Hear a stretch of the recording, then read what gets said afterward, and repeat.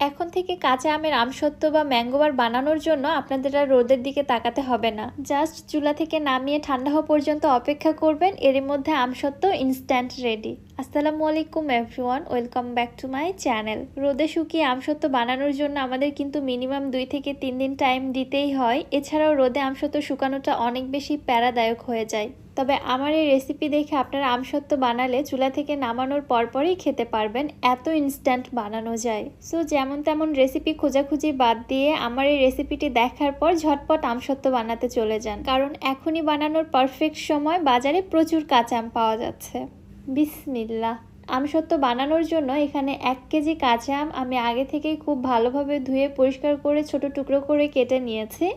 আম কেটে নেওয়াটা আমি আপনাদের দেখালাম না, কারণ খোসা ছাড়িয়ে আম ছোট করে কেটে নিতে তো আমরা সবাই পারি।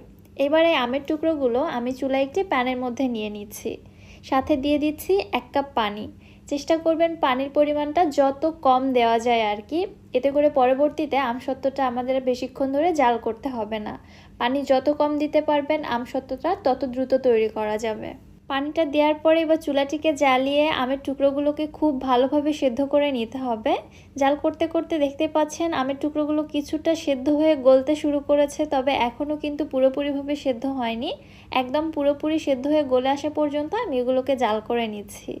এই পর্যায়ে আমের টুকরোগুলো খুব সুন্দরভাবে সেদ্ধ হয়ে গেছে, দেখতে পাচ্ছেন সম্পূর্ণ গলে গেছে।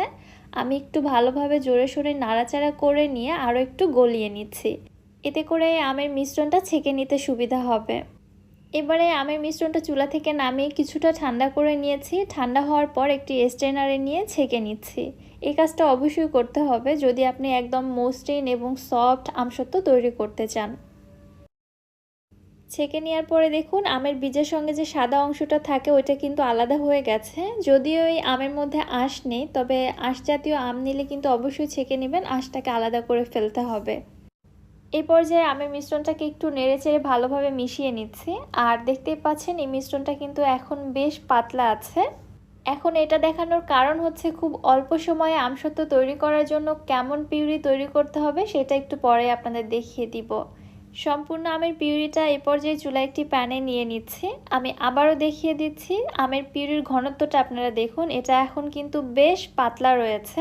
সব কিছু আপনারা একটু মনোযোগ দিয়ে খেয়াল করবেন, হ্যাঁ, কারণ এটা অনেকেই বিশ্বাস করতে চায় না যে রোদ ছাড়া আমসত্ত্ব তৈরি করা যায়।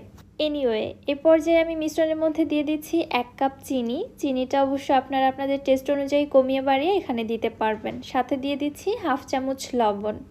এবারে নেড়েচেড়ে সব কিছু আমের মিশ্রণের সঙ্গে ভালোভাবে মিশিয়ে নিচ্ছি।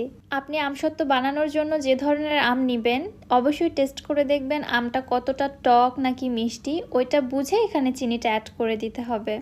আচ্ছা, চিনিটা অ্যাড করে দেওয়ার পরে মিশ্রণটা কিন্তু আরও কিছুটা পাতলা হয়ে আসবে। আমি এই ঘনত্বটাও আপনাদের দেখিয়ে দিচ্ছি।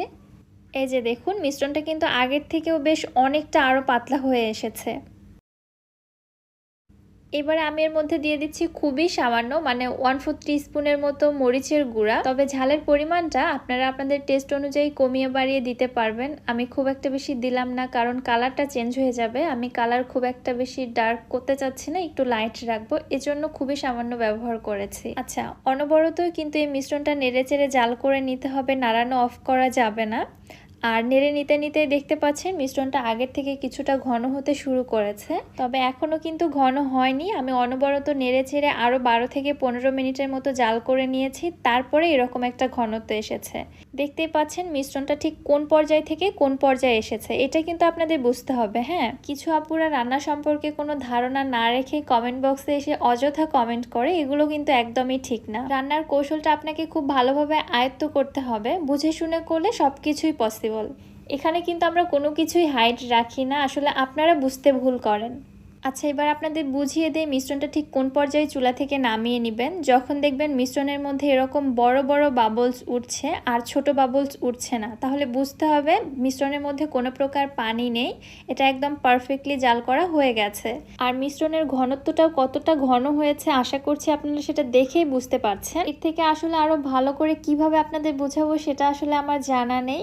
যাই হোক, এ পর্যায়ে আমি মিশ্রণটা চুলা থেকে নামিয়ে নিচ্ছি এবং সঙ্গে সঙ্গে এটা কোনো ট্রেতে ট্রান্সফার ট্রান্সফার করে নিতে হবে। আমি একটি স্টিলের ট্রেতে এটা সেট করে নিব। আমি একটি স্টিলের ট্রেতে সামান্য পরিমাণে সরিষার তেল ব্রাশ করে নিচ্ছি। তেলটা ব্রাশ করলে আমসত্ত্বটা ট্রে থেকে খুব সহজেই ওঠানো যায় আর কি। এই পর্যায়ে দেখুন মিশ্রণটা কিন্তু প্যানে জমে যেতে শুরু করেছে। সো একদমই দেরি করা যাবে না, মিশ্রণটা সঙ্গে সঙ্গে আমি ট্রেতে ঢেলে নিচ্ছি এবং সঙ্গে সঙ্গে এটাকে খুব ভালোভাবে ট্রের মধ্যে স্প্রেড করে নিচ্ছি যেন সব দিক থেকে সমানভাবে ছড়িয়ে যায়। এবার আর কিছুই করতে হবে না, এই ট্রেটিকে আমি ফ্যানের বাতাসে অথবা এমনি থেকে রেখে দেব জাস্ট এটা ঠান্ডা হয়ে আসা পর্যন্ত।